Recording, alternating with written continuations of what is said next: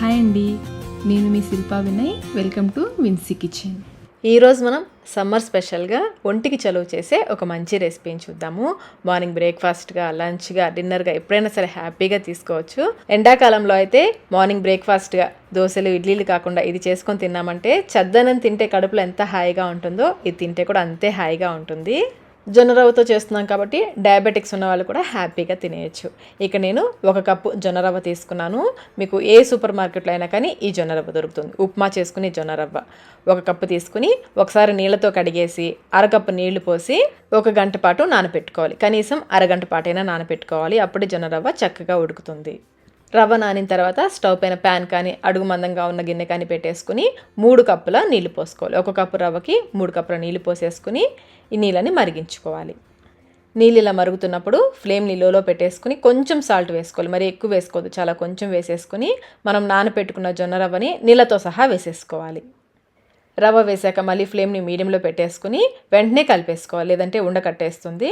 ఇలాగే కలుపుతూ ఇది కొంచెం ఉడుకుతున్నట్లుగా ఉన్నప్పుడు మూత పెట్టేసి కొంచెం పక్కకు పెట్టుకోండి, లేదంటే పొంగిపోతుంది. మీడియం ఫ్లేమ్లోనే మధ్య మధ్యలో కలుపుకుంటూ ఉడికించుకోవాలి, లేదంటే అడుగు పట్టేసుకుంటుంది.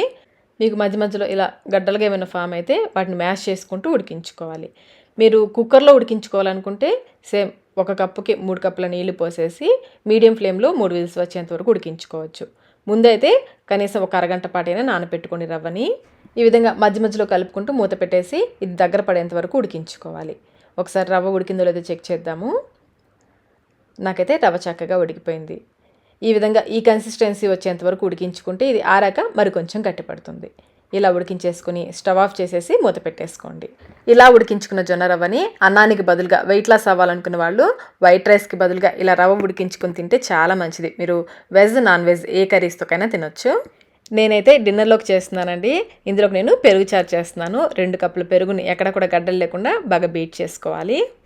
ఇప్పుడు ఇందులో ఒక మీడియం సైజ్ ఉల్లిపాయని చిన్న ముక్కలుగా కట్ చేసి వేసుకోవాలి. అలాగే ఒక చిన్న పచ్చిమిర్చి కూడా కట్ చేసి వేసేసుకోండి. సన్నగా తరిగి వేసుకోండి. అలాగే సన్నగా తరిగిన అల్లం ముక్కలు, 1 టీ స్పూన్ అల్లం ముక్కలు, కొంచెం సన్నగా తరిగిన కరివేపాకు, అలాగే సన్నగా తరిగిన కొత్తిమీర కూడా వేసుకోవాలి. ఇంకా ఇందులో రుచికి సరిపడినంత సాల్ట్ కూడా వేసేసి ఒకసారి అంత బాగా కలిసేలా కలుపుకోవాలి. నేనైతే అన్నీ ఇలా పచ్చివే వేసేస్తానండి. మీరు కావాలంటే కొంచెం నూనెలో వేయించి కూడా వేసుకోవచ్చు. నాకు ఇలా పచ్చివి వేస్తేనే ఇష్టము. ఇప్పుడు స్టవ్ పైన ప్యాన్ పెట్టేసుకుని 1/2 టేబుల్ స్పూన్ నూనె వేసేసి ఈ నూనె అంతా కూడా ప్యాన్లో స్ప్రెడ్ చేసుకోవాలి. నూనె కాగిన తర్వాత కొంచెం ఆవాలు, జీలకర్ర, పచ్చిశనగపప్పు, మినపప్పు అన్నీ కూడా కొంచెం కొంచెం వేసుకుని వేయించుకోవాలి. మీరు అల్లం, పచ్చిమిర్చి, ఉల్లిపాయ ఇవన్నీ వేయించుకోవాలనుకుంటే ఈ పోపు గింజలు వేగాక వేసి వేయించుకోవచ్చు. నేను పచ్చివే వేసేసాను కాబట్టి పోపు గింజలు వేగగానే స్టవ్ ఆఫ్ చేసేసుకుని ఇందులో కొంచెం పసుపు, అలాగే కొంచెం కారం స్టవ్ ఆఫ్ చేసాకనే వేసుకోండి. ఆ వేడికి వేగిపోతాయి. పసుపు, కారం కొంచెం వేసుకోండి, మరీ ఎక్కువ అవసరం లేదు. ఒకసారి అంతా బాగా కలిసేలా కలిపేసుకుని మనం కలిపి పెట్టుకున్న పెరుగు మిశ్రమం ఉంది కదా, అందులోకి వేసేసుకోవాలి. అలాగే పెరుగు చారు మీకు కొంచెం పలచగా కావాలనుకుంటే కొన్ని నీళ్ళు కూడా పోసుకోవచ్చు. ఈ పోపు అంతా కూడా ఇందులో బాగా కలిసేలా కలిపేసుకుంటే పెరుగు చారు, కమ్మకమ్మని పెరుగు చారు రెడీ అయిపోతుంది. ఈ సమ్మర్లో ఈ జొన్నన్నం చేసుకొని పెరుగు చారు వేసుకొని తింటుంటే ఎంత హాయిగా ఉంటుందోనండి. అదే మీరు కర్రీస్తో తినాలనుకుంటే పప్పుచారు, పులుసు కూరలు, రసం, ఇంకా నాన్ వెజ్ కర్రీస్ కూడా చాలా బాగుంటుంది. నాకైతే ఇలా పెరుగు చారుతో తినడమే చాలా ఇష్టం. ఒకసారి మీరు కూడా ఈ విధంగా ట్రై చేయండి. చూడండి, ఆరిన తర్వాత కొంచెం గట్టిగా అయిపోయింది కదా.